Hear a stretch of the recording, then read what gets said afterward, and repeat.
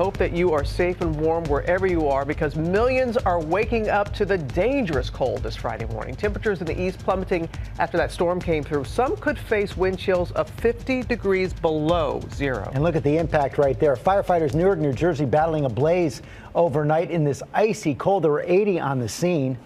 And you just see them covered in ice working very hard this morning. Let's also look at Long Island here in New York this morning.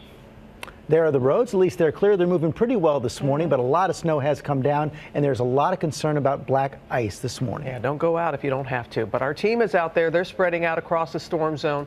Let's start with Ginger, who's outside our studio here in Times Square. And Ginger, we're just starting to see the worst of these frigid temps. Yes, and this is the coldest air for a place like Pittsburgh or Cleveland that they've had since February 2015, so it's been a little while. It's 10, a balmy 10 out here in Times Square. The wind chill 4 below, and I know if you're in South Dakota or Minnesota, you're saying that's no big deal, but watch what happened in Boston yesterday. Frozen, socked in more than 13 inches of snow, and the ocean coming in from the harbor, that fire truck trying to get through. That coastal flooding, the wind was such a huge part of the storm, and now it's the cold. Those are actual air temperatures, 3 in Cincinnati, wind chill advisories all the way to the deep south, and right there in Boston this morning. Eva Pilgrim, it's 2 degrees for you, feels like. Eva, how you doing?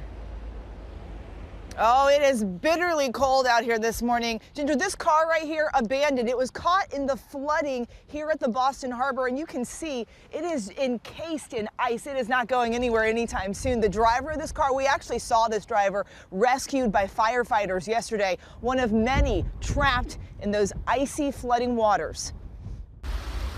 Ferocious waves flooded cities and frozen streets, creating chaos in Boston. Unquestionably the worst. I've seen it down here. Oh my God, I kept seeing it come closer and closer. It's like, oh no. It was pounding. It was hitting the seawall and going above the telephone poles.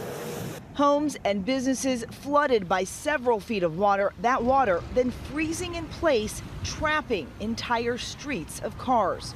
This happened all in a matter of 45 minutes. Lifeboats deployed in the roads, pulling loads of pedestrians to safety. And just south, a family trapped in their home was rescued by a tractor, climbing into the bucket so they could escape. Plus treacherous driving conditions, leaving many without a paddle. One person trying to brave the weather, steering straight into frigid floodwaters, only making a short way before the headlights flicker and the engine goes dead.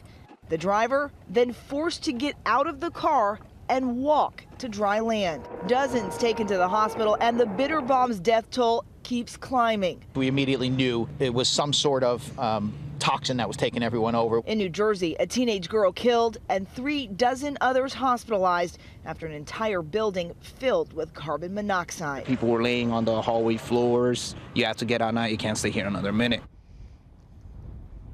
And here in Boston, just to show you how frigid these temperatures are and how encased this car is, you can see this ice going nowhere, the tire completely encased. The wind blowing so hard right now, I'm actually having to brace myself a little against the car to keep from getting knocked over. And that's the major concern here. These sub-zero temperatures, feels like temperatures that we will be experiencing here in the next few days, like making this road turn into ice.